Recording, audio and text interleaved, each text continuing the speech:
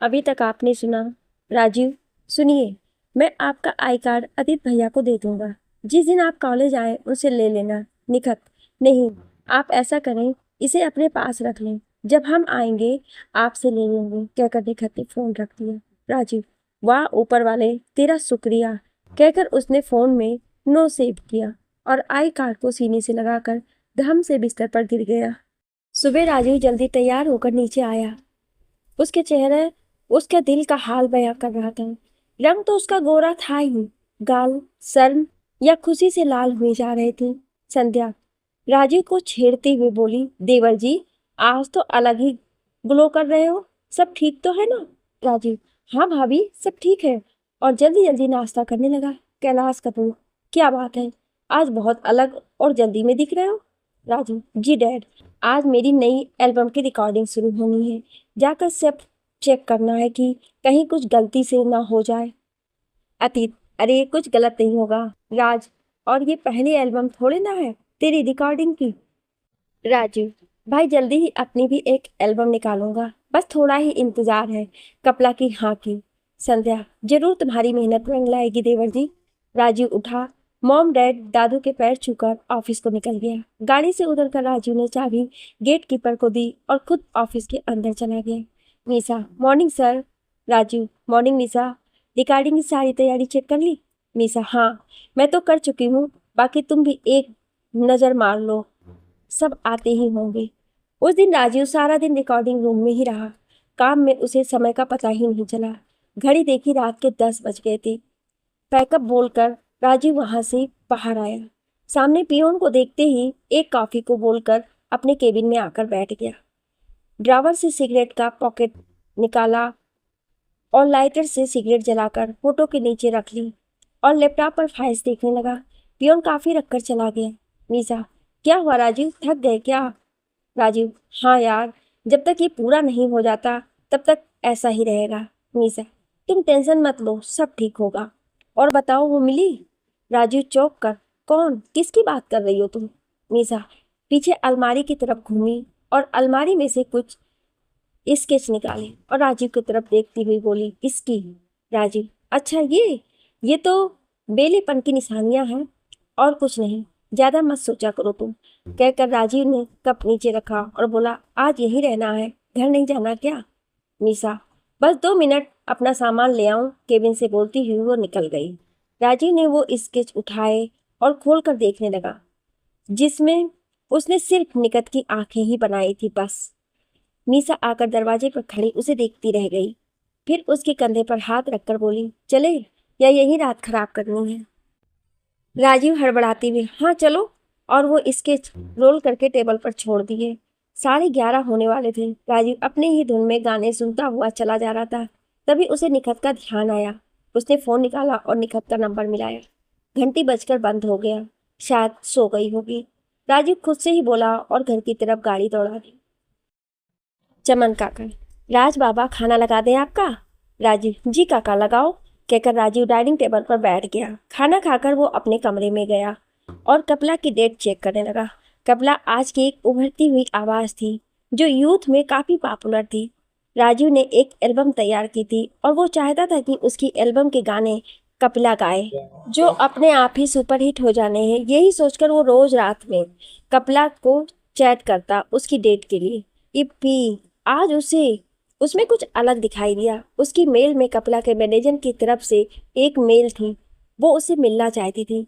अगले दिन शाम 4 बजे का अपॉइंटमेंट रखा था। राजीव ने मेल का रिप्लाई किया और लैपटॉप बंद करके सो गया। अगले दिन ऑफिस में पहुंचते ही उसने निशा को बुलाया। निशा जी सर आपने बुलाया? राजीव हाँ, आज शाम में कोई मीटिंग है क्या या कोई रिकॉर्डिंग? निशा 6:30 बजे पर रिकॉर्डिंग है।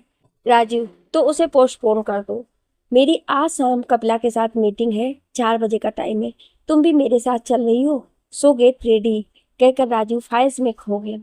राजीव को ये चीज उसे सबसे अलग बनाती थी कि उस मीटिंग में खुद जाता था और बिना फाइनल किए नहीं आता था। शायद तभी इतनी जल्दी उसने ये मुकाम हासिल कर दिया था। निशा जाकर एग्रीमेंट पेपर रेडी करवाने लगी। 3 बजे राजीव ने उसे लंच को कहकर ड्राइवर को गाड़ी निकालने को कह दिया। उसके बाद सारी डिटेल अपने लैपटॉप में सेव की और तेज कदमों से बाहर निकल गए। उसके साथ ही मीसा भी फाइल संभालती हुई सीधा गाड़ी में आकर बैठी और ड्राइवर ने गाड़ी सीपी की तरफ दौड़ा दी। गाड़ी जाकर चाणक्यपुरी रुकी। दोनों उतरकर अंदर चले गए। रिसेप्शन पर जाकर मीसा ने अपने दोनों का इंट्रो दिया। वहां बैठी लड़की उनको कॉन्फ्रेंस रूम में ले गई और मॉम को इन्फॉर्म करके वो उनको बैठाकर चली गई। राजीव ने हाथ पर बंधी घड़ी पर नजर डाली। 4 बजने में 10 मिनट बाकी थे। उसने अपना लैपटॉप ऑन करके बैठ गया क्योंकि वो जानता था कि कपिला टाइम की पंक्चुअल है। ठीक 4 बजे पूरा कॉन्फ्रेंस हॉल हील की टक टक से गूंज उठा। आवाज सुनकर मीसा चौंक कर मुंह उठाने ही वाली थी कि राजीव ने पलकों से उसे कुछ इशारा किया। वो दोबारा वैसे ही अपने कागज देखने लगी। Hello mister Kapoor. कपला जैसे ही पास आई उसका मैनेजर बोल पड़ा। राजीव और मीसा ने साथ ही मुंह उठाया। देखा सामने एक छर्रे बदन की गेहुए रंग की लंबी सी लड़की खड़ी है जिसके शॉर्ट हेयर उसके कंधे तक थे।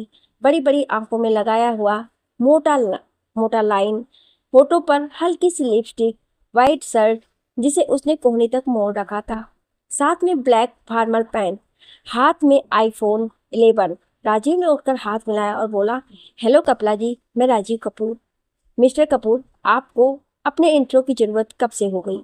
आप तो खुद में एक पहचान हो जिसने इतने कम टाइम में खुद को स्टेबल्स किया। वाओ, कहकर कपला ताली बजाने लगी। राजीव, थैंक्स कपला जी, यह आपका बड़प्पन है। Kapila, oh mister Kapoor, call me Kemp not Kapila. Rajeev, okay Kemp. चलिए आप अब अपना प्रोजेक्ट बताओ। मिश्रा जी, आप साथ साथ नोट कर लेना। राजीव ने उसे अपना प्रोजेक्ट के बारे में बताना शुरू किया। कैंप जी, 8 गाने हैं मेरे इस ड्रीम प्रोजेक्ट में और सारे एक से बढ़कर एक हैं। कैंप बड़े ध्यान से सब देख रही थी। तभी मिश्रा जी बोले, मिस्टर कपूर, आपको मॉम की फीस पता है? राजीव, नहीं, बट कोई इशू नहीं, आप बताओ। I will pay. Mishra ji, एक सॉन्ग की रेटिंग 3 लाख है। राजीव, ओके फाइन कहकर हाथ बढ़ाया। मिश्रा ने चेक बुक हाथ पर रख दी। राजीव ने 15 लाख का चेक साइन करके टेबल पर रख दिया।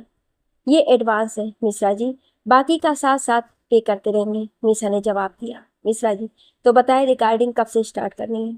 मिश्रा, जब आपके पास डेट हो तो बता दीजिएगा। मिश्रा जी, 2 दिन बाद कैसा रहेगा? मिश्रा ने राजीव की तरफ देखा। उसने इशारे से हाँ कहा तो मिश्रा ने फाइनल कर दिया। टाइम आपको मैसेज कर दिया जाएगा मिस्टर कपूर। मिश्रा जी बोले। Rajeev, okay then we leave camp. Of course then, कहकर उसने हाथ बढ़ाया। राजीव ने हाथ मिलाया और लैपटॉप लेकर निकल गया। कैंप वहीं बैठी गालों पर हाथ रखे उसे जाते हुए देखती रही। मैम चले? मिश्रा जी की आवाज से कैंप जैसे सोते से जागी और चुपचाप गाड़ी में आकर बैठ गई। राजीव आज खुश था क्योंकि उसका सपना पूरा होने वाला था। मीसा को ऑफिस के बाहर उतारा, उसे अपनी स्कूटी लेनी थी और राजीव घर की तरफ चल दिया। आज वो अपनी सबसे बड़ी खुशी निखत के साथ शेयर करना चाहता था। उसने टाइम देखा, 8 बज रहे थे। उसने फोन उठाया और निखत का नंबर मिलाया। बेल बज रही थी, उससे इंतजार बर्दाश्त नहीं हो पा रहा था। फोन बंद होने ही वाला था तभी उधर से आवाज आई, हेलो राजीव। निखत? निखत, जी बोल रहे हैं आप? राजीव, मैं राजीव बोल रहा हूँ। तुम्हारा पैर कैसा है? कॉलेज जाना शुरू किया या नहीं? निखत, थमिए, थोड़ा सांस तो ले लीजिए आप। हमारा पैर ठीक है, दर्द कम है, पर अभी कॉलेज नहीं गए। राजीव, ओके। निखत, अब आपने इस टाइम कॉल किया, कुछ जरूरी था क्या? राजीव, हाँ, मुझे तुम्हें एक गुड न्यूज़ देनी है, सुनोगी? निखत, जी बताएं। राजीव, परसों से मेरी अपनी एल्बम की रिकॉर्डिंग शुरू हो रही है। गेस व्हाट, मेरी एल्बम के सिंगर कौन है? निखत, कौन? Rajeev, Kapla the youth voice. Nikhat, congratulations. Rajeev, thanks. सुनो, तुमसे एक फेवर चाहिए, मानोगी? निखत, बताइए। अगर मानने वाला होगा तो जरूर। राजीव, तुम परसों मेरे ऑफिस आओगे? प्लीज मना मत करना। निखत, कोशिश करेंगे। चलिए अब हम रखते हैं, सलमा आपा बुला रही हैं, खुदा हाफिज। निखत राजीव से बात करते हुए पूरे पसीने से भीगी हुई थी। तभी सलमा आपा की सीढ़ी चढ़ने की आवाज आई और उसे सुनते ही निखत जल्दी से बाथरूम में चली गई और मुंह धोकर बाहर आई। सलमा, बाजी, आपको नीचे बख्तावर भाईजान बुला रहे हैं। निखत, इस टाइम क्या हुआ, सब खैरियत तो है? सलमा, ना मालूम बाजी, हम तो रसोई में थे। निखत, चलो, कहकर वो उसके साथ नीचे उतर आई। बख्तावर निखत को देखते ही उठ खड़ा हुआ और बोला, अब आपका पैर कैसा है? वसीर भाई को आपसे वीडियो कॉल पर बात करनी है। आपको वो फ़ोन कर रहे थे, पर शायद आपके रूम में नेटवर्क नहीं आ रहा है, तभी कॉल नहीं मिला। वसीर खान का नाम सुनते ही निखत को पसीने आ गए। माथे पर आई बूंदों को साफ करती हुई बोली, करवाइए। बख्तावर ने फ़ोन मिलाया और निखत के हाथ में पकड़ा दिया। फ़ोन उठाते ही उधर एक 6 फीट का आदमी खड़ा था।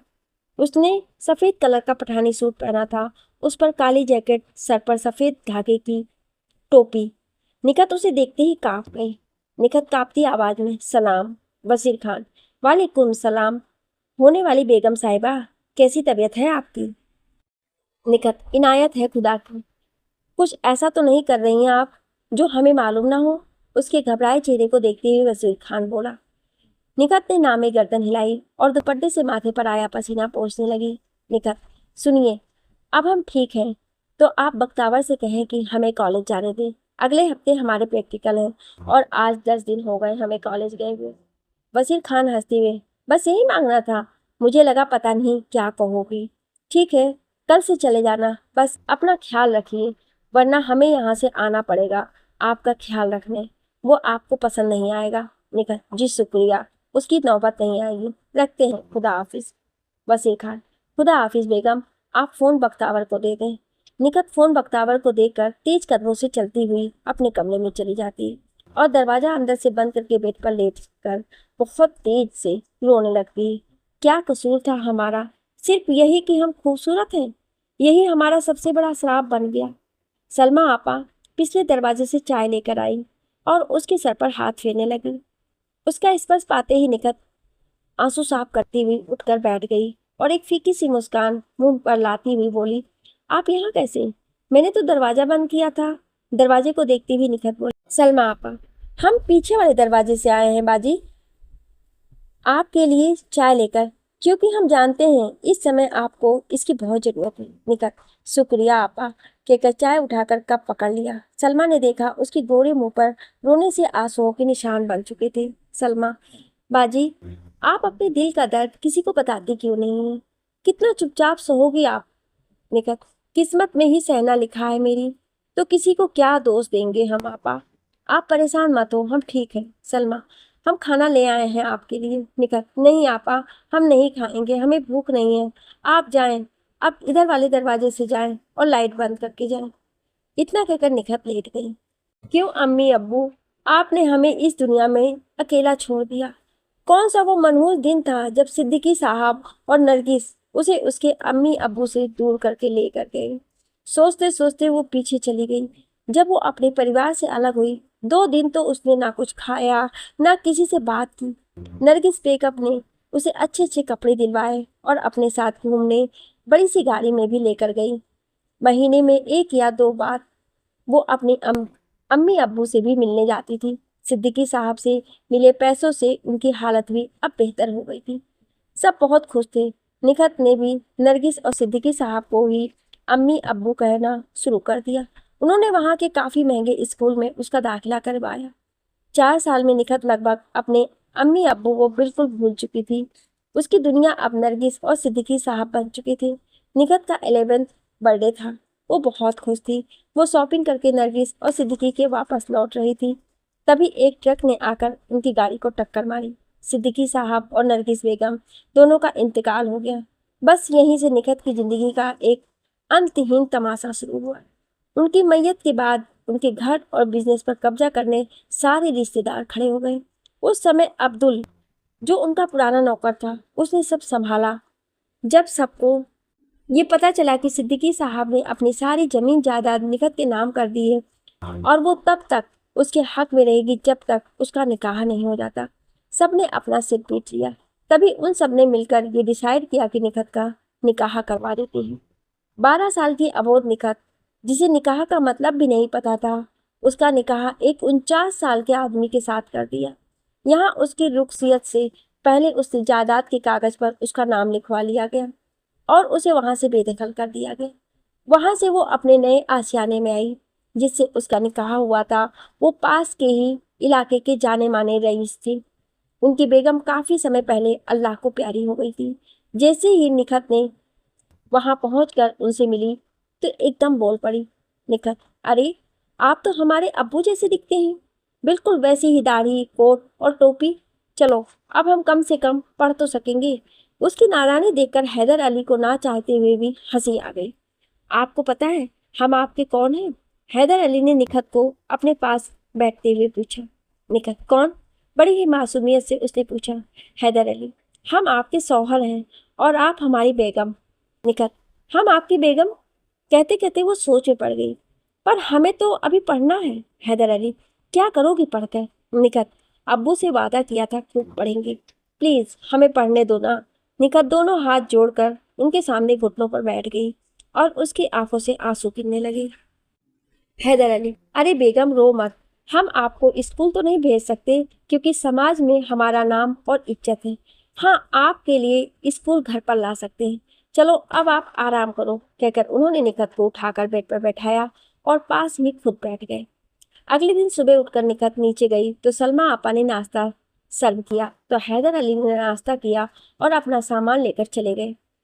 उनके कपड़े का बहुत बड़ा बिजनेस था और उनके ट्रक भी चलते थे। वो ऑफिस जाने से पहले वहां के जाने माने बहुत बड़े स्कूल में पहुंचे। वहां बाहर उनको आया देख प्रिंसिपल दौड़कर बाहर आया और उनको इज्जत के साथ अपने ऑफिस में ले जाकर बैठाया। हैदर अली ने उनको सारी बात बताई तो वो घर जाकर निखत को पढ़ाने को तैयार हो गए। उस दिन के बाद से निखत का स्कूल घर आ गया। पढ़ने में निखत बहुत तेज थी, सो टीचर को भी उसे पढ़ाने में परेशानी नहीं हो रही थी। निखत भी खुश थी और उसे खुश देखकर हैदर अली भी खुश था कि कम से कम घर पर निखत के आने से एक रौनक हो गई थी। सारा दिन वो चहकते हुए पूरे घर में घूमती रहती थी। सलमा उससे थोड़ी बड़ी थी, सो वो भी उसके साथ वैसी ही बन जाती थी। निखत की दुनिया अब पढ़ाई और संध्या होते ही हैदर अली बन गए। घर आने के बाद से लेकर सोने तक उसकी बातें खत्म नहीं होती थी, पर कभी भी उन्होंने जबरदस्ती शौहर होने का हक निखत पर नहीं दिखाया। एक बार निखत ने जिद करके हैदर अली को उसके सगे अम्मी अब्बू के पास चलने को कहा। वहां जाने के बाद पता चला कि वो लोग अपना वहां का सब बेचकर इंडिया कपूरथला चले गए हैं। उस दिन निखत हैदर अली की गोद में सर रखकर बहुत देर तक रोई। धीरे धीरे समय बीता। निखत ने जवानी की दहलीज पर कदम रख लिया। जो भी उसे देखता बस देखता ही रह जाता। खुदा ने उसे फुर्सत में बनाया था। एक दिन खूब तेज बारिश थी। हैदर अली अपने कमरे में बैठे काम कर रहे थे। निखत छत पर खड़ी बारिश देख रही थी। अचानक उसने बारिश में भीगना शुरू कर दिया।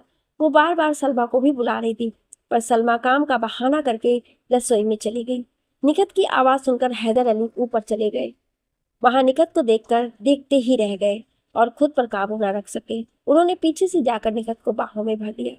निखत हड़बड़ा कर झटके से पलटी। हैदर अली का बैलेंस नहीं बन पाया और वो फिसल गए और सिर से खून बहने लगा। निखत, या अल्लाह, कोई है क्या? मदद करो हमारी। अली साहब उठिए। आवाज सुनकर घर के दोनों नौकर भागते हुए आए। ड्राइवर ने गाड़ी निकाली और दौड़ाते हुए हॉस्पिटल पहुंचे। वो जब तक कोमा में जा चुके थे। 4 दिन उसी हालत में रहने के बाद उनका इंतकाल हो गया। अपने पीछे वो अपनी सारी जायदाद और बिजनेस में निखत को वारिस बनाकर गए थे। वक्त ने धीरे धीरे बढ़ना शुरू किया और निखत ने ऑफिस जाना शुरू किया। वहां वजीर खान अकाउंट देखता था। उसने काम समझाने में निखत की बहुत मदद की। एक दिन निखत ऑफिस में बैठी गहरी सोच में थी। तभी वजीर खान आया और बोला, क्या सोच रही हैं आप बेगम अली? निखत, हमें इंडिया जाना है, वही सोच रहे हैं कैसे जा सकते हैं। वजीर खान, यहाँ से तो आपको वीजा नहीं मिलेगा बेगम अली। हाँ, हम यहाँ से दुबई होकर इंडिया जा सकते हैं, पर एक मुश्किल ये भी है कि आपके बाद आपका यहाँ का बिजनेस कौन देखेगा।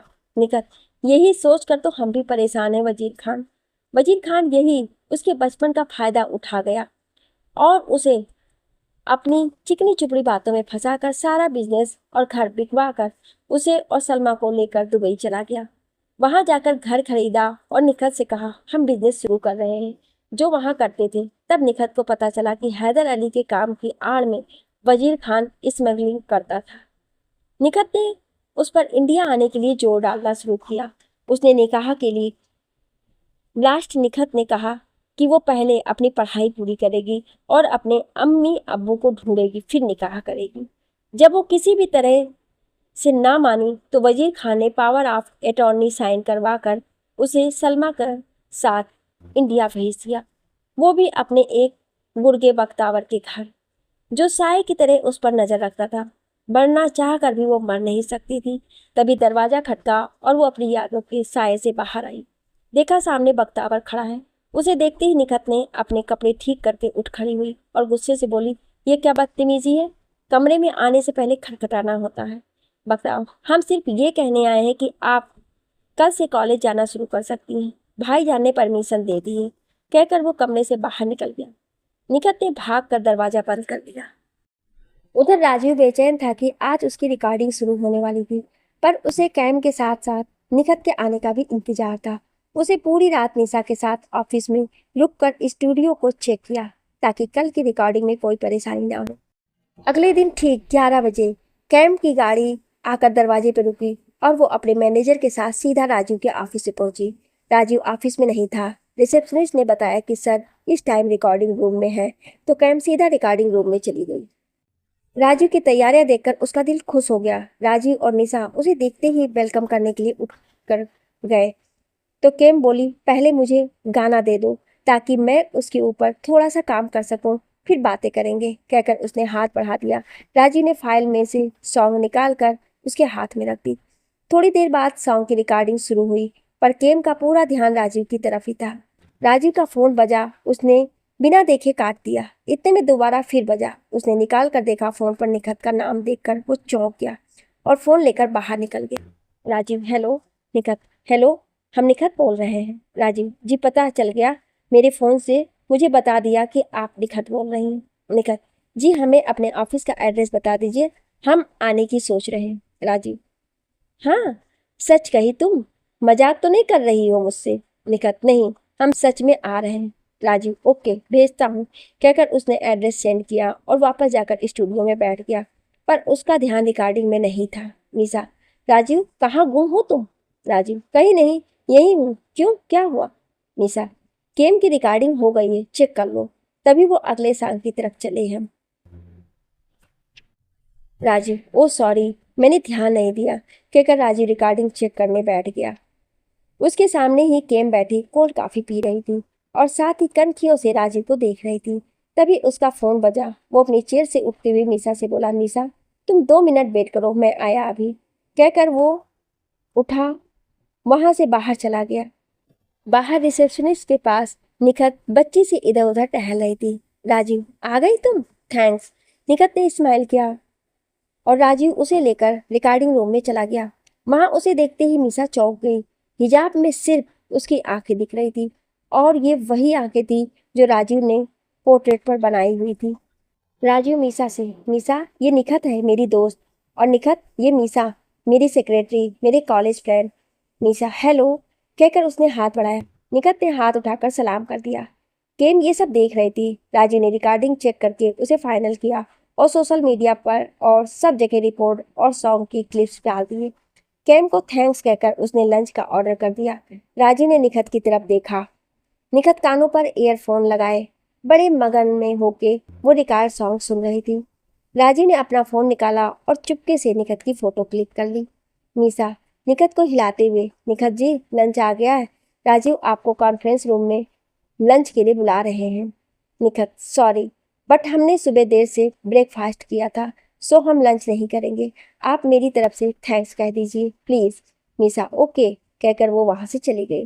निखत दोबारा फिर से सॉन्ग सुनने में मस्त हो गई। लंच बाद एक और सॉन्ग रिकॉर्ड करके गेम चली गई। राजीव ने पियोन को 3 चाय केबिन में लाने को कहा और टीम को पैक करने को कहकर निशा और निखत के साथ केबिन में आ गया। पियोन चाय लेकर आया। जैसे ही निखत ने अपने चेहरे से हिजाब उठाया, निशा उसे देखती ही रह गई। ब्यूटीफुल यार, निशा बोली। निखत, शुक्रिया, हमें पता है, कुछ नया बताएं आप, कहकर उसने कप उठाया और निशा की तरफ बढ़ा दिया।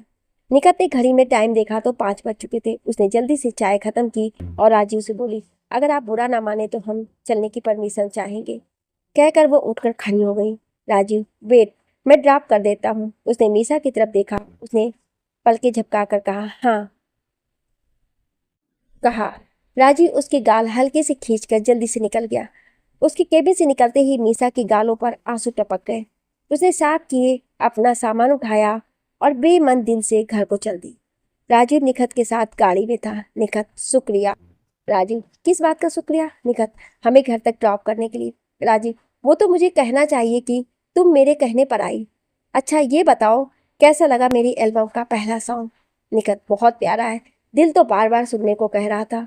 राजीव, कोई ना, जैसे ही मेरी पहली एल्बम बनेगी सबसे पहली रिकॉर्ड तुम्हें दे दूंगा। निखत, शुक्रिया कहकर बड़ी मासूमियत से राजीव की तरफ देखने लगी। राजीव, ऐसे मत देखो, गाड़ी के डैशबोर्ड से अपना आई कार्ड निकाल लो। निखत ने आई कार्ड निकाला और बैग में रख लिया। राजीव, पैर का दर्द कैसा है अब तुम्हारा? निखत, अब ठीक है। बातों बातों में पता नहीं चला कब निखत का घर आ गया। उसकी गली के बाहर उसे उतार कर उसकी गली में आंखों से ओझल हो जाने तक राजीव उसे देखता रहा। उसके जाते ही राजीव ने गाड़ी घुमाई और घर की तरफ चल दिया। तभी उसका फोन बजा। उसने देखा फोन पर केम थी। राजीव, हेलो केम, इस टाइम कॉल किया? Everything is fine? केम, या एवरीथिंग इज फाइन। राजीव, तो इस टाइम कॉल कैसे किया? Kim, actually I want to invite you with a dinner with me. Rajeev, इसकी कोई ज़रूरत नहीं है Kim. Kim, mister Kapoor, actually मैं आपके साथ थोड़ा टाइम स्पेंड करना चाहती हूँ। राजीव, ओके, बताएं कब? Kim, today. Rajeev, no, today is so late, why not tomorrow? Kim, okay fine, at sharp 9 PM at my home. Rajeev, fine. Rajeev ने फ़ोन काटा और घर पहुंचा। घर पर सब उसका इंतजार कर रहे थे। उसने आज की रिकॉर्डिंग का सबको बताया। सब बहुत खुश थे। डिनर करके राजीव अपने कमरे में गया। उसने देखा उसके इनबॉक्स में एक मैसेज था जो निखत का था, जिस पर थैंक्स लिखा था। राजीव ने भी रिप्लाई में स्माइली भेज दी और निखत की फोटो को सीने से लगाया और सारे दिन का थका था सो गया। रोज की तरह अगले दिन भी उठकर राजीव तैयार होकर ऑफिस पहुंचा। आज उसकी रिकॉर्डिंग नहीं थी। उसने अपनी मीडिया प्रोफाइल खोले, देखा उसके कल के क्लिप पर 50K से ज़्यादा लाइक और शेयर थे। वो देखने में व्यस्त था। पियोन आकर कॉफ़ी रख गया। राजीव को काम में लगे लगे कब सुबह से शाम हो गई पता ही नहीं चला। उसकी केबिन का दरवाज़ा खुला, देखा सामने मीसा खड़ी है। आज घर नहीं जाना? आज तो तुम्हारा डिनर भी है। मीसा, क्या टाइम हुआ है? कहकर राजीव ने घड़ी हाथ घुमाया। घड़ी देखी, 8 बजने वाले थे। चलो तुम पैकअप कर लो, मैं तुम्हें ड्रॉप कर दूंगा। नहीं, मैं स्कूटी लाई हूँ, चली जाऊंगी, मीसा ने बेरुखी से जवाब दिया। राजीव को अजीब लगा पर उसने कुछ रिप्लाई नहीं दिया और अपना लैपटॉप शट डाउन करके घर की तरफ चल दिया। रास्ते में उसने निखत को मैसेज करके किम के साथ डिनर का बताया। घर पहुंचकर उसने ब्लू कलर का 3 पीस बना पहना और सीधा कैन के घर पहुंच गया। गार्ड ने गेट खोला और बोला, यस सर। राजीव, मुझे केम से मिलना है। गार्ड, जी सर, मैम आपका पूल साइड पर वेट कर रही हैं। राजीव, ओके। राजीव ने गाड़ी खड़ी की। सामने एक नौकर खड़ा था। वो उसे लेकर वो साइड की ओर चला गया। उसको वहीं खड़ा कर नौकर ने जाकर केम आने को बताया। राजीव नौकर के साथ वहां आया तो देखा केम काउच पर आधी लेटी और आधी बैठी है। ब्लैक कलर की उसने नी लेंथ ड्रेस पहनी है, बाल खुले हैं और एक हाथ में ड्रिंक का गिलास पकड़ा हुआ है।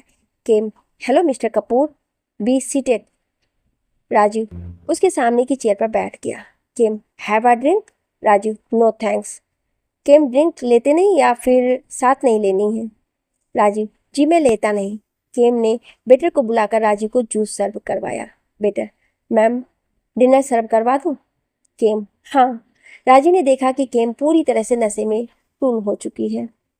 उससे खड़ा भी नहीं हुआ जा रहा है, तो उसने उसे कमर से पकड़कर सहारा देकर खड़ा किया। जैसे ही केम सीधी हुई, उसके लिप्स राजीव के गाल पर थे।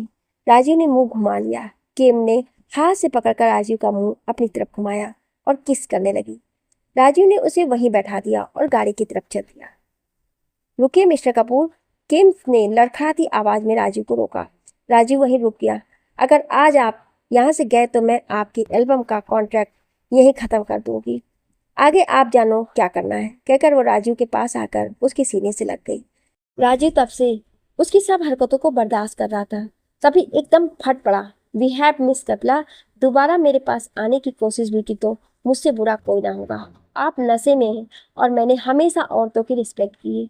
सो please leave me and don't try to मोलेस्टेट।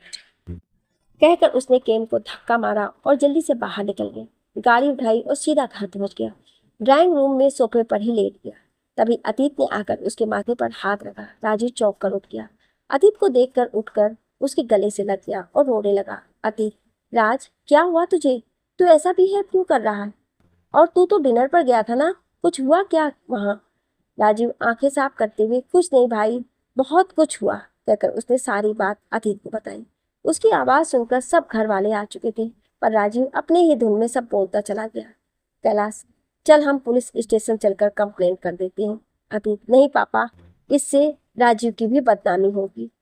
सुबह होने का वेट करते हैं, फिर देखते हैं क्या करना है। अभी चलो, आप सब रेस्ट कर लो। अगले दिन सुबह संध्या भागती हुई सी राजीव के कमरे में आई। उसके हाथ में न्यूज़पेपर था। राजीव, उठो, देखो। राजीव, क्या हुआ भाभी? संध्या ने बिना बोले न्यूज़पेपर राजीव के हाथ में पकड़ा दिया। राजीव ने जैसे ही खोला, सन्न रह गया।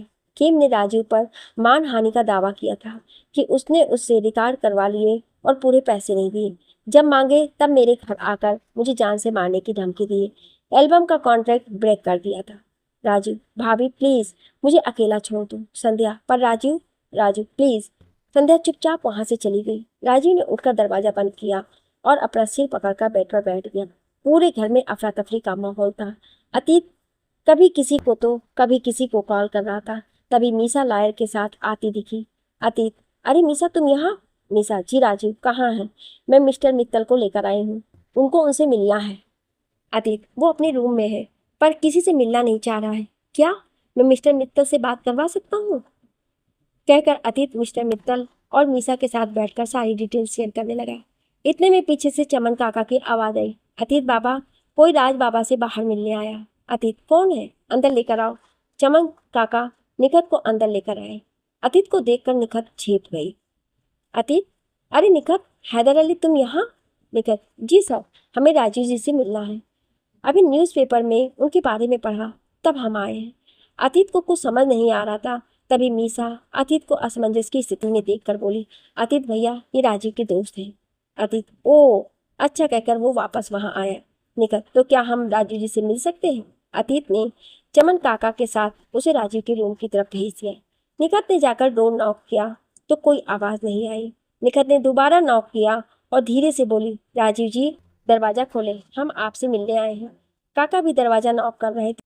तभी राजीव ने दरवाजा खोल दिया और बेड पर दोबारा बैठ गया। निखत घबराती हुई अंदर कमरे में आई, देखा राजीव बेड पर बैठा हुआ है। वो उसके पास जाकर बोली, राजीव जी, ये क्या? अभी इतना ही बोल पाई थी कि राजीव उठकर उसके गले से लग गया और बच्चों की तरह रोने लगा। उसके ऐसे गले लगना निखत को अलग सा अपनेपन का एहसास करवा रहा था। निखत, आप चुप हो जाएं पहले, फिर हम कुछ बोले। राजीव, मैंने कुछ नहीं किया निखत, वो झूठ बोल रही है, मेरा यकीन करोगी तुम? निखत, जरूर करेंगे, पर आप ऐसे क्यों रो रहे हैं? राजीव, तुम क्या सोच रही होगी यार मेरे बारे में या मेरे कैरेक्टर के बारे में? निखत, हमारे सोचने या ना सोचने से क्या होगा? सब क्या सोच रहे हैं हमें उसको देखना है। राजीव, मुझे सबकी फिक्र नहीं है, मैं सबको जवाब दे दूंगा, पर तुम्हें खोना नहीं चाहता किसी भी मिसअंडरस्टैंडिंग के कारण। निखत, हमें? उसने हैरान होते हुए पूछा, पर क्यों? राजीव, क्योंकि मैं तुमसे प्यार करता हूँ, पहले ही दिन से, बिना तुम्हें देखे। राजीव की आंखों से आंसू बह जा रहे थे और उन आंसुओं के साथ निखत भी पिघल रही थी और खुद को रोकना चाह रही थी कि अपने एहसास खुद तक रखे। ये अल्लाह, या अल्लाह मदद करो हमारी, उसके बंद आंखों से फरियाद की। निखत, राजीव जी, पहले आप शांत हो जाएं, कहकर उसने राजीव को खुद से दूर किया और उसकी आंखों को अपने हाथ से साफ किया और बोली, पहले आप शांत हो। राजीव, तुम मुझे छोड़कर तो नहीं जाओगी? निखत ने नामे गर्दन हिला दी। उसकी मोटी मोटी आंखों से आंसू गिर रहे थे जो उसके हिजाब में अटक रहे थे। राजीव के फोन पर उसी टाइम मिश्रा जी का कॉल आया। हाँ जी मिश्रा जी, कहिए, राजीव ने खुद को संभालते हुए बोला। मिस्टर कपूर, आपको पता तो चल ही गया होगा मैम ने आपके साथ क्या किया। कांटेक्ट खत्म कर दिया है। राजीव, हाँ, अभी न्यूज़पेपर से पता चला, पर कारण? मिश्रा जी, कारण तो आपको पता चल ही गया होगा। राजीव, तो आप मेरी रिफंड कब वापस करेंगे? मिश्रा जी, उसके लिए आपको ऑफिस आकर मैम से बात करनी पड़ेगी और मैं आपको अपार्टमेंट दे दूंगा। आते हुए साथ में आपको रिकॉर्ड एंड कॉपीराइट्स लेकर आने होंगे। राजू, मिश्रा जी आप इसके बाद अब रेडी रहिएगा, कहकर फोन रख दिया। आवाज सुनकर मिश्रा, मित्तल और अतीत सबके साथ ऊपर आ गई। राजीव निखत का हाथ पकड़कर बैठा था। सबको देखते ही निखत ने अपना हाथ छुड़वा लिया। राजू अब क्या करेंगे? राजू को देखते हुए मीसा बोली। राजू, देखते हैं, बट एल्बम तो तय समय पर ही रिलीज होगी और नए सिंगर के साथ। पर वो नया सिंगर कौन होगा ये सोचना पड़ेगा। मालती देवी ने निखत की ओर देखते हुए मीसा से पूछा, मीसा ये कौन है? मीसा के जवाब से पहले अतीत बोला, माँ ये मेरे कॉलेज की स्टूडेंट है और राजीव की दोस्त है। राजू, निखत क्या तुम मेरी एल्बम की सिंगर बनोगी? निखत, हम? पर कैसे? राजू, तुम क्यों नहीं? इतना अच्छा तुम गाती हो। निखत, वो तो हम अपने शौक के लिए गाते हैं, आप समझ नहीं रहे। हम आपकी इसमें मदद नहीं कर पाएंगे, कहकर वो नीचे चल दी। राजू उसके पीछे भागा। निखत सुनो। निखत उसकी आवाज सुनकर रुक गई। राजीव, एक कारण बताओ ना, कितना मैं मान जाऊंगा। निखत, आप क्या जानते हैं हमारे बारे में, हमारी जिंदगी के बारे में? बस आपने फरमान सुना दिया कि हम आपकी एल्बम के सिंगर बनेंगे, कहकर वो रोने लगी। राजीव, निखत पहले तो तुम चुप हो जाओ, रोना बंद करो बेटा, फिर बात करते हैं। आओ बैठो, कहकर उसे सोफे पर बैठाया। चमन काका पानी ले आए। राजू ने उसे पानी पिलाया। अब बताओ, अगर तुम्हें मेरी सिंगर नहीं बनना है तो कोई ना, पर तुम परेशान मत हो। निखत, जी शुक्रिया। राजू, चलो मैं तुम्हें छोड़ देता हूँ। राजू ने गाड़ी की चाबी उठाई और काका को सबको बताने को कहकर निखत के साथ निकल गया। निखत अपने में खोई बैठी थी। राजू, क्या सोच रही हो? निखत, कुछ नहीं, बस ऐसे ही। राजू, भूल जाओ मैंने कुछ कहा तुमसे, परेशान था इसलिए तुम्हें बोल दिया। निखत का घर आते ही उतरकर चली गई। राजीव ने गाड़ी घुमा दी और एक खाली सी सड़क देखकर गाड़ी रोक ली।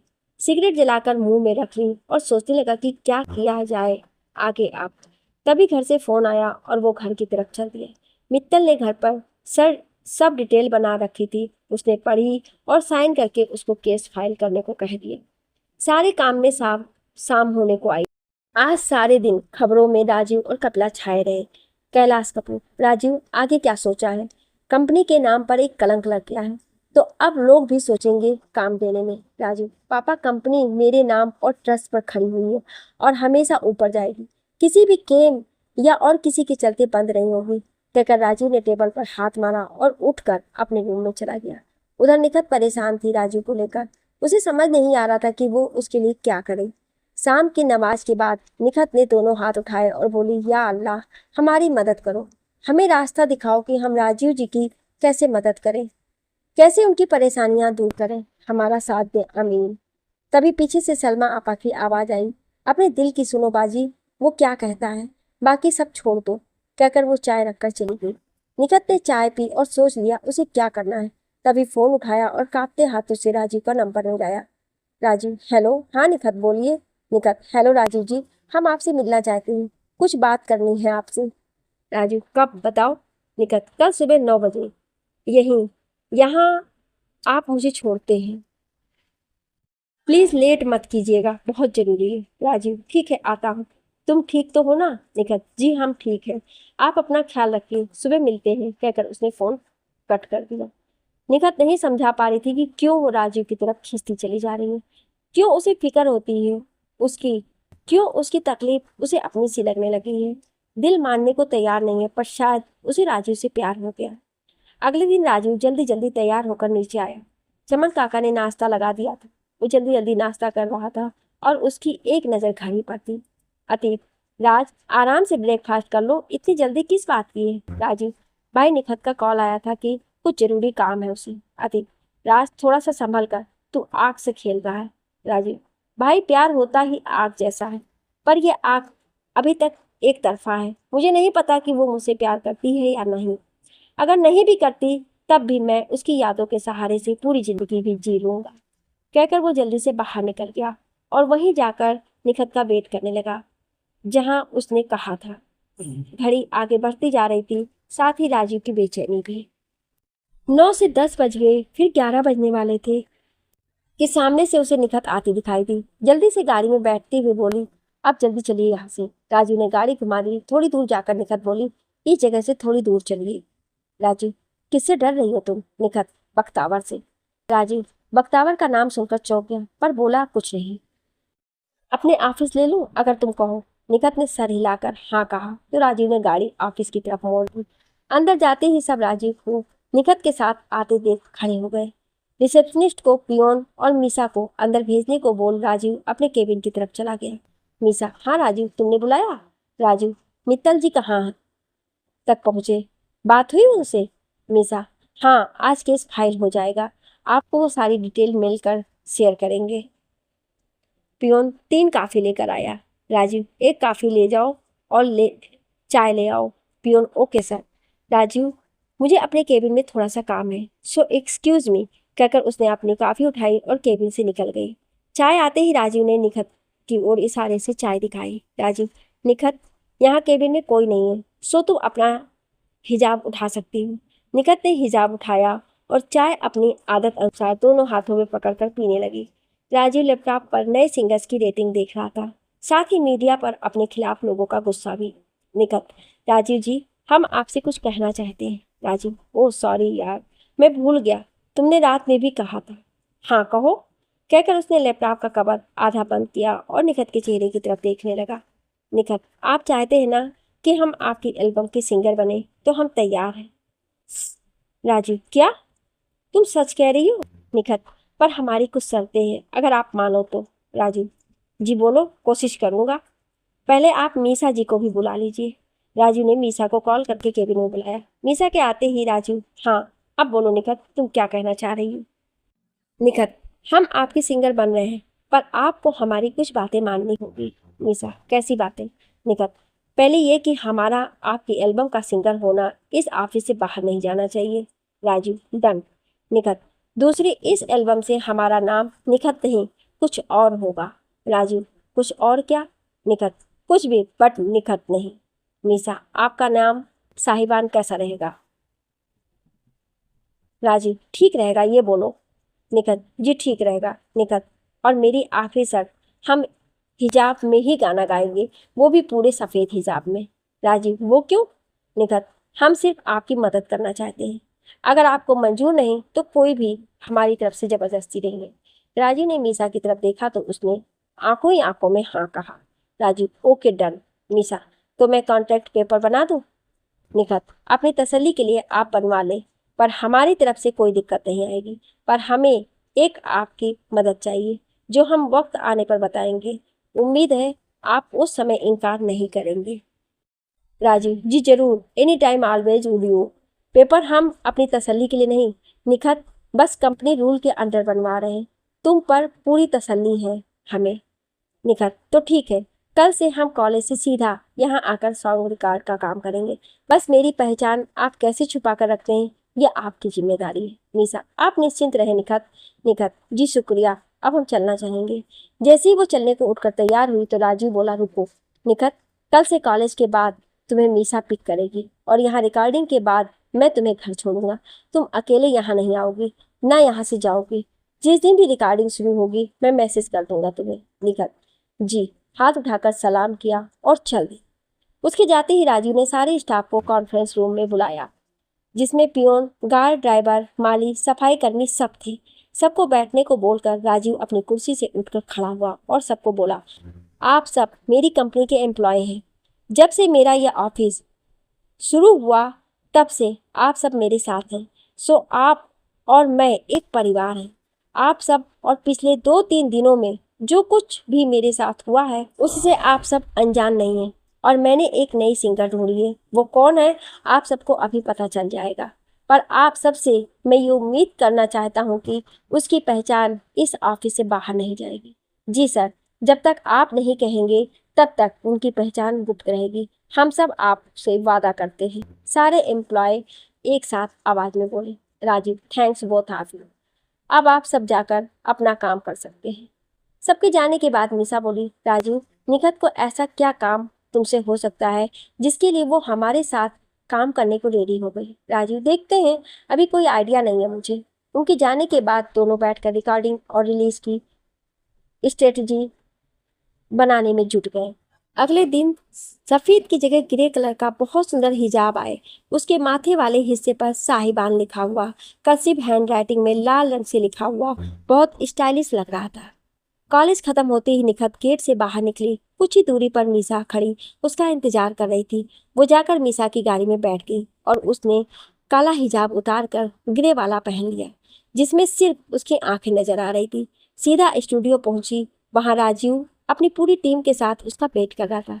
जाते ही उसने सॉन्ग लिया और रिकॉर्डिंग रूम में चली गई। उसने गाना शुरू किया, मैं तेरी दुनिया, मैं तेरी मोहब्बत, तू ले चल मुझे इस जगह से दूर। उसकी आवाज सुनकर वहां सब खड़े थे, वहीं मंत्र मुग्ध हो गए। वो अपनी धुन में आंखें बंद किए गाए जा रही थी। जैसे ही गाना खत्म हुआ, निखत ने आंखें खोली। सब मुंह खोले उसकी तरफ देख रहे थे। उसने राजीव की तरफ देखा। राजीव ने क्लैप करना शुरू किया। सब जैसे जागे, सबके चेहरे पर खुशी देखी जा रही थी। निशा, राजीव सर, एक बार रिकॉर्ड चेक कर लो, कहकर जैसे ही उसने हेडफोन राजीव के कानों में लगाए। Wow, that is the next youth voice of India. Nikhat सबको आंखें फाड़े देख रही थी। राजीव, तुम्हें पता है तुम्हारी आवाज में एक आग है निखत, माइंड ब्लोइंग। निखत, राजीव जी, हमारे घर जाने का टाइम हो रहा है, हम चले। राजीव ने टीम को पैक करने को कहा। मीसा को बाकी बचा काम समझाकर खुद निखत को वादे के मुताबिक छोड़ने निकल गया। गाड़ी में बैठने से पहले निखत ने अपना हिजाब चेंज किया और आगे वाली सीट पर बैठ गई। राजीव, थैंक्स निखत, कहकर राजीव ने उसके हाथ पर हाथ रखा। तुम्हें पता नहीं तुमने मुझे किस तरह की मुसीबत से निकाला है। वो बोले जा रहा था, तभी निखत ने उसके मुंह पर हाथ रख दिया। राजीव बोलते बोलते चुप हो गया। निखत, अब आप गाड़ी चलाएंगे?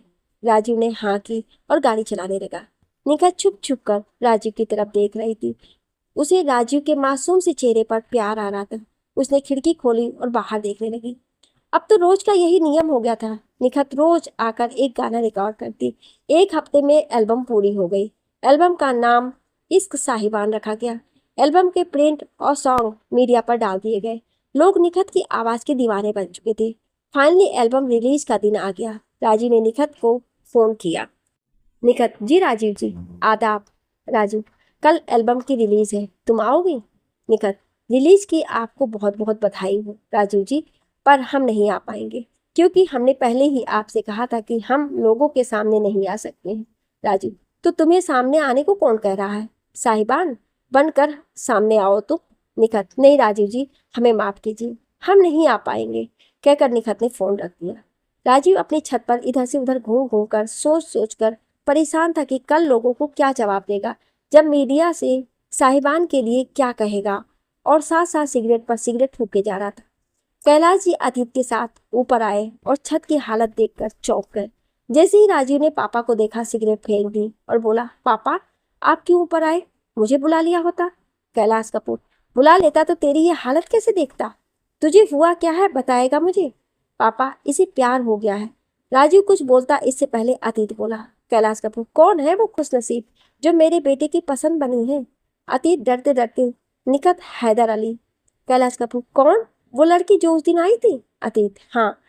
राजीव ने घर पर किसी को भी नहीं बताया था कि निखत ही साहिबान है। उसने सोचा था कि कल एल्बम रिलीज के बाद डिस्क्लोज करेगा।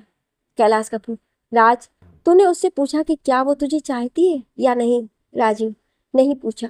कैलाश कपूर, तो पूछो जाकर, फिर आगे का डिसाइड करेंगे, कहकर वो नीचे चले गए। राजीव ने कुछ सोचा और अतीत की तरफ देखते हुए बोला, आता हूँ भाई, संभाल लेना तो। अतीत, पर जा कहाँ रहा है इतनी रात में? राजीव, अपनी मोहब्बत से इकरार लेने। अतीत, अरे रुक तो। पर राजीव बिना सुने भागता हुआ वहां से चला गया और अतीत उसे जाते देखकर मुस्कुरा कर रह गया। राजीव ने गाड़ी ले जाकर निखत की गली के बाहर रोकी। उतरकर पैदल ही निखत के घर की तरफ चल दिया। रात के 11 बज चुके थे। ज्यादातर लोग सो चुके थे। किसी किसी घर की बत्ती जल रही थी। राजू चलते चलते निखत के घर के सामने रुका। सारी लाइट बंद थी, सिर्फ ऊपर वाले कमरे की लाइट जल रही थी। खिड़की में से एक हल्की सी झलक दिख रही थी जो इधर से उधर घूम रही थी। राजीव को ऊपर तक जाने का रास्ता नहीं मिल रहा था। तभी दिमाग में आइडिया आया और वो दीवार के पास जाकर उस पर छलांग लगाकर दूसरी तरफ कूद गया। उसे बिल्कुल भी आभास नहीं था कि उस वक्त वो किसके घर में खड़ा था। वो हल्के हल्के कदमों से चलता हुआ ऊपर वाले कमरे तक पहुंचा। वहां जाकर उसने हल्के हाथ से दरवाजा धकेला। वो खुल गया। सामने बेड पर निखत अपने घुटनों पर सिर रखकर बैठी किसी सोच में थी। उसने सुनहरे बाल खुले हुए पूरी पीठ कवर कर रहे थे। राजू ने दरवाजा धीरे से बंद किया और जाकर निखत के सामने बेड पर बैठ गया। उसके घुटने पर हाथ रखते हुए बोला, निखत, निखत एकदम चौंक गई। या अल्लाह, आप यहाँ क्या कर रहे हैं? आपको किसी ने देखा तो नहीं?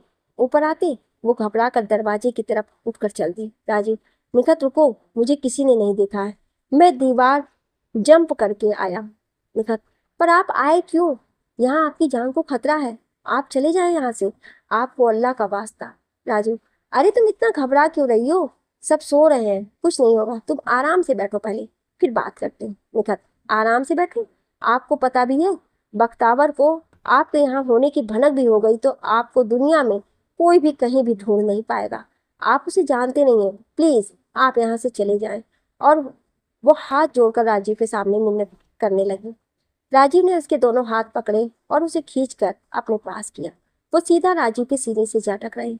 राजीव ने उसे दोनों बाजुओं में जकड़ लिया और बोला, क्यों डरती हो बेटा, मैं हूं ना तुम्हारे साथ, कोई मेरा कुछ नहीं बिगाड़ पाएगा, ना ही तुम्हें कुछ होने दूंगा, भरोसा है ना मुझ पर? बोलो। निखत, जो अब तक अपने जज्बातों को अपने अंदर ही छुपाए बैठी थी, वो उसकी आंखों के रास्ते बह निकले और राजीव की टी शर्ट भिगोने लगी। राजीव ने उसका मुंह ऊपर उठाया। निखत की आंखें बंद थी और आंखों से आंसू बह रहे थे। राजीव ने उसकी बंद आंखों को चूमा और बोला, अब के बाद इसमें मुझे आंसू नहीं दिखने चाहिए, क्योंकि इनमें मैं खुद को देखना चाहता हूँ। बोलो, जगह दोगी? निखत की पकड़ राजीव की टी शर्ट पर और टाइट हो रही थी। राजीव ने भी उसे और कसकर बाहों में जकड़ लिया। थोड़ा सा होश आने पर निखत ने खुद को राजीव की बाहों से अलग किया और कांपती आवाज में बोली, राजीव जी, आप चले जाएं यहाँ से। राजीव, चले जाऊंगा? पहले मुझे मेरी एक बात करनी है, वो कर लूँ। निखत, क्या? बोलिए। राजीव, निखत, मैं तुम्हें बहुत प्यार करता हूँ, अपनी जान से भी ज्यादा। पहले ही दिन से जब मैं तुमसे कॉलेज में मिला था, और तुम्हें अपनी जिंदगी बनाना चाहता हूँ। क्या तुम मेरी जिंदगी बनोगे?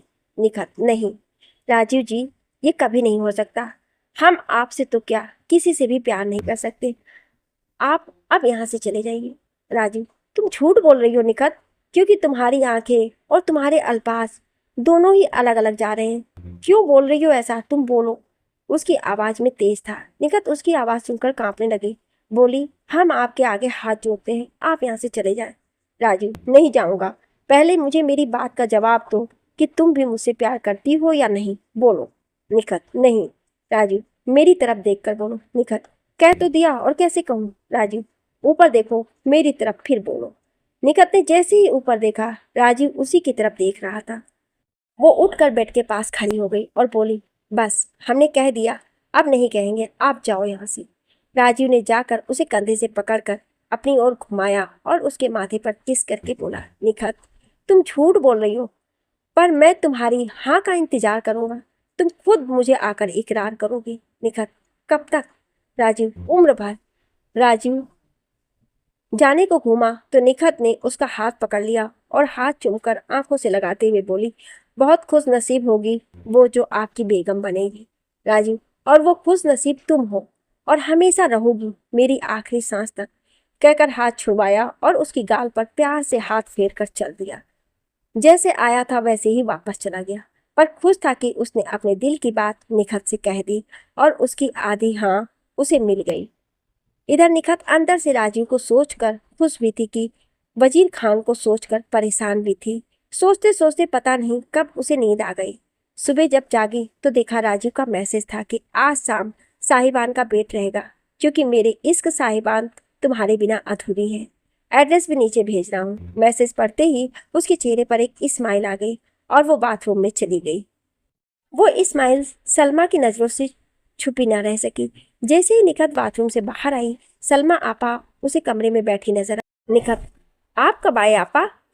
सलमा, अभी, जब तुम खुद को देखकर मुस्कुरा रही थी। निखत, अच्छा, कब की बात कर रही हैं आप आपा? सलमा, अभी कुछ देर पहले की। अच्छा लगा कई दिनों बाद आपको मुस्कुराते देखकर। निखत, जी शुक्रिया आपा। सलमा, कारण वही रात वाला है या और कोई? निखत का चेहरा एकदम फक हो गया, मानो काटो तो खून नहीं। क्या रात वाला आपा? मैं समझी नहीं। सलमा, हम जानते हैं बाजी, रात में वो यहाँ आए थे, उस दिन वाले साहब। निखत ने जल्दी से उसका मुंह बंद किया और डर कर दरवाजे की तरफ देखने लगी। सलमा, डरो मत बाजी, दरवाजा बंद है और बख्तावर कल से घर नहीं है और 3 दिन बाद आएगा। दिल्ली से बाहर किसी काम से गया है। आज ही चाचा किसी को बता रहे थे। उसकी बात सुनकर निखत की जान में जान आई। उसने सलमा से कहा, आपा, आज राजीव जी की एल्बम की रिलीज है। वो चाहते हैं हम भी आए, पर हमने मना कर दिया। पर वो बार बार रिक्वेस्ट कर रहे हैं आने की। आप मुझे सुझा सकती हैं कि हम क्या करें?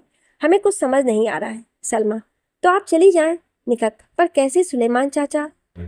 सलमा, उनको हम संभाल लेंगे। आपको किस समय जाना है?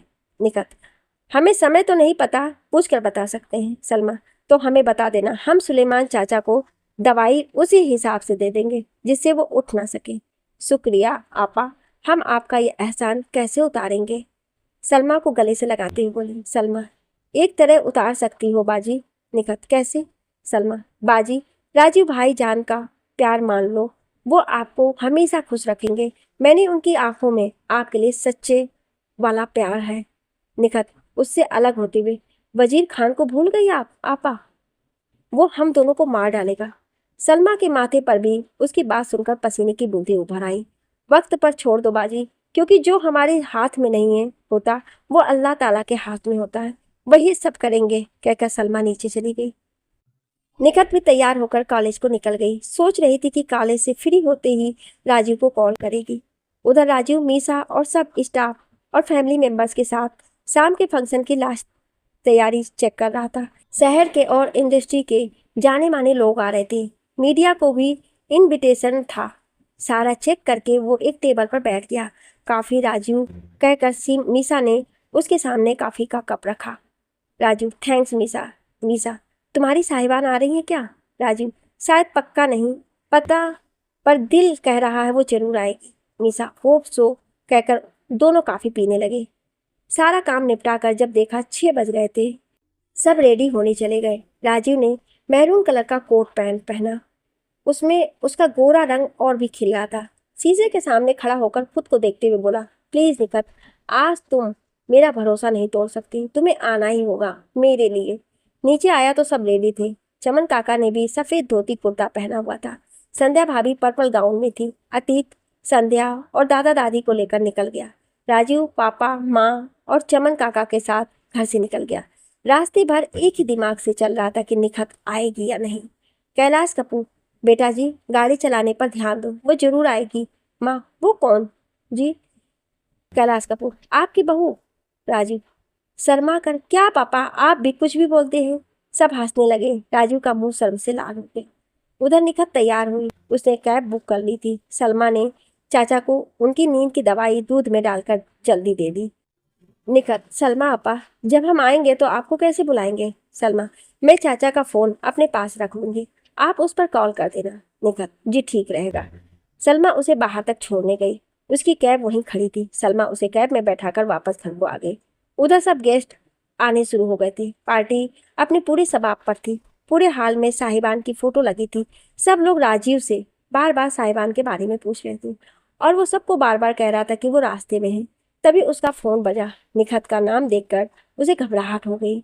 सबसे अपनी घबराहट छुपाते हुए राजीव ने फोन उठाया और बोला, हाँ जी साहिबान, कहिए। निखत, हम 2 मिनट में पहुंच रहे हैं, पर हमारा हिजाब आपकी गाड़ी में है। राजीव बोला, क्या सच्ची? ओ सीट, तुम बाहर ही रुको, मैं लेकर आता हूँ। राजीव ने मीसा को इशारे से बुलाया, सब समझाया और खुद तेज कदमों से चलते हुए बाहर निकल गया। गाड़ी से जाकर पॉली बैग निकाला और गेट से बाहर निकला। कैब से उतरकर निखत एक गाड़ी के पास खड़ी थी। वो निखत से साहिबान वाले हिसाब में आ गई। राजीव ने गेट के पास खड़े गेट कीपर को पैकेट और गाड़ी की चाबी दी और रखकर आने को कहा। जैसे ही उसने निखत के साथ हॉल में एंटर किया, सारी स्पॉटलाइट उन दोनों पर आकर रुक गई। मीडिया वाले दोनों को धड़ाधड़ फोटो लेने लगे। निखत ने घबराकर राजीव को कसकर पकड़ लिया। तभी एक फोटोग्राफर सामने आया और बोला, सर, मैम से हिजाब उतारकर फोटो क्लिक करने को कहिए प्लीज। निखत ने उसका हाथ और कसकर पकड़ लिया। राजीव उसकी बेचैनी और घबराहट समझ गया। राजीव उसे घूरता हुआ बोला, क्यों, ऐसे फोटो लेने में क्या प्रॉब्लम है आपको? फोटोग्राफर, प्रॉब्लम नहीं है सर, बट ऑडियंस भी अपने चाहते सिंगर के चेहरे से रूबरू होना चाहती है। निखत, साहिबान की आवाज़ ही उसकी पहचान है। उसके फैन उसे उसकी आवाज़ से पहचानेंगे, चेहरे या नाम से नहीं। राजीव उसका कॉन्फिडेंस देखता रह गया। क्या आप अगला भाग सुनना चाहते हैं? तो कमेंट में यस जरूर लिखिएगा। Thank you.